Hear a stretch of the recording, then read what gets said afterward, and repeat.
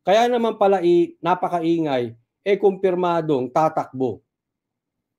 Off the bat, no, I guess ang tanong ng maraming tao, I guess we will be expecting you to run in the next elections. Ang tanong na lang, Senator, is saan kayo tatakbo? Yun, Senator Trillanes, tatakbo, wag ka na. Pambira kang tao ka. Ano maitutulong mo? Hindi, real talk. Puro ka lang kahul ng kahul. Kaya pala napakaingay nitong tao na ito. May planong tumakbo. O sige nga. Anong alam mo? Sige nga, saan ka tatakbo? Sabi nila, sa local daw. Mayor. Opo. Sa ngayon po, ang inclination is to run for a local post, specifically as mayor po ng Caloocan City. Ayun, mayor ng Caloocan City, doon siya tatakbo. Kinumpirma niya yan. Posibleng dyan siya tatakbo. Bad shot kayo mga taga Caloocan. Alam nyo na ang gagawin.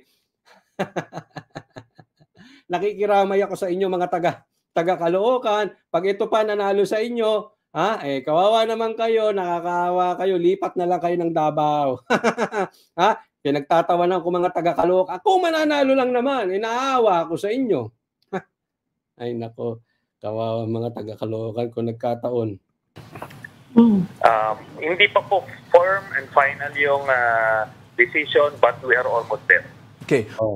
Hindi pa i-final mo na, tumakbo ka na nang magmukha ka ulit tanga. Talo ka na naman. Kaya pala napakaingay mo, Trililing. Okay, Senator, no, you're one of the major national political figures in the last decade or so, no. What made you decide to go local this time?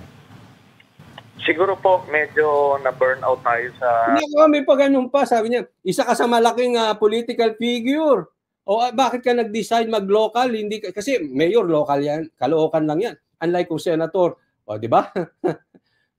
Na-burn out daw siya. Bulahin mo, lelang mo, walang naniniwala sa'yo. Hindi ka lang mananalo bilang senador. Nakikita mo, survey, wala ka. Inahamon ka namin, tumakbo ka senador, di ka mananalo. Sa inodoro talaga punta mo. Tanungin ko kayo mga bashers, kayong mga dilawan, sa tingin nyo mananalo to si Trillanes? O ikaw Lamas, andyan ka. Si Lamas ba ito? O ikaw Lamas, andyan ka. Naniniwala ka bang mananalo to pag senador? Kaya pupunta ng Mayor John, mas may pag-asa siya ron.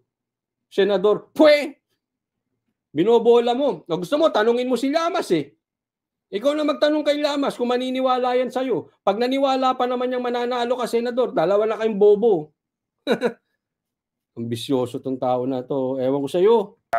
National political campaigning noong 2022. Napainom tuloy ng kape si Lamas. Baka maidura mo yung kape na yan, ha? Sabi niya, lintik ka, binobola mo yung taong bayan. Na-burnout ka? Na-burnout ka o hindi mo kayang manalo? Ulit. Or so, no? What made you decide to go local this time? Siguro po medyo na-burnout tayo sa national political campaigning noong 2022. Medyo nakakapagod and iba na yung national political terrain Nagbago drastically nung nag-dominate na yung social media as the primary source of information. Paano? Paano? Kasabwat nyo mga kasabwat nyo yung mga mainstream media. Sinisipa social media. Kasi dati nabobola nyo. Dati kasi alam nyo naman kung saan ang lining ni itong mga ito. Kaya nga nagtataka kami, bigla ngayon naging Marcos. Alam ng taong bayan, alam ng lahat kung ano political leaning ng mostly ng mga media, mainstream media. Ngayon napakatahimik kay Marcos, di ba? Huwag niyo sabihin hindi dilawan yung mga yan. Nagbago. Ngayon hindi niyo na mabola. Bakit? May social media na. Dahil may vloggers na. Hindi na uubra yung tapang-tapangan mo. Oy! Yung tahol-tahol mo, oy! Hindi nyo na kayang i-manipulate Hindi nyo na maloloko ang taong bayan. Pinatatahimik nyo, media. Ng mga electorate, I think that was in 2016. Okay. Yan. Tapos noong 2022, ibang-iba na, no? So, Talagang diniinan niya 2016. O syempre, doon na upo si Duterte. Kaya alam mo, ang daming galit na dilaw kay Duterte. Ha? Na inodoro lahat sila eh. Oh, di ba yan yung sinasabi ko? Dati ang usapin ay pula laban sa dilaw. Eh ngayon, etsapuera sila. Inodoro sila. Ang usapin ngayon, DDS versus pula.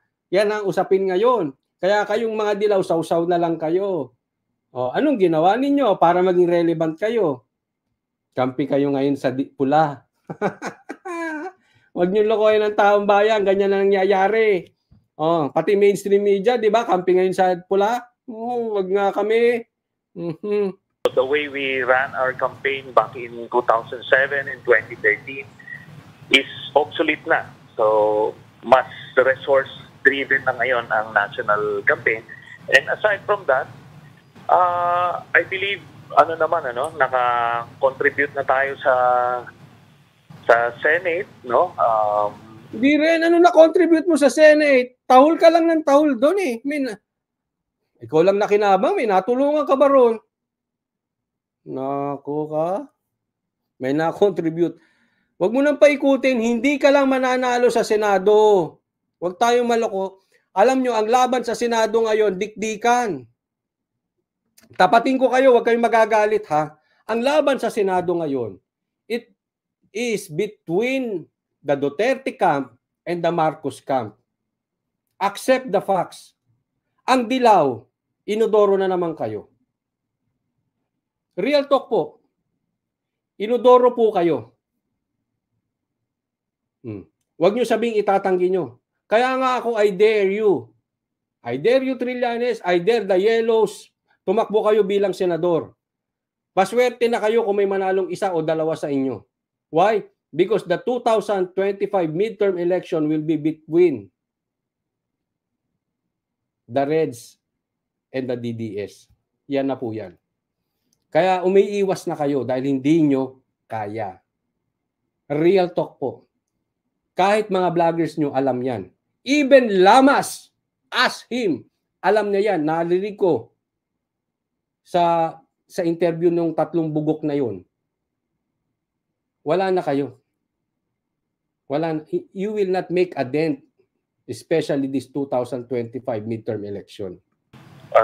I was given that recognition by the Senate na most productive, no, for having passed the most number of national laws as principal author and sponsor. So, kumbaga, nagawa na natin yung kailangan natin gawin. Ngayon naman, itong local, iba ang policy making dito. It's more direct at mas in control ka sa situation. Okay. Ano to yung Caloocan? Bigla tuloy ako naawa sa Caloocan. Pero di naman siguro to rin mananalo. Ewan ko lang kung manalo pa to sa Caloocan. Ewan ko lang.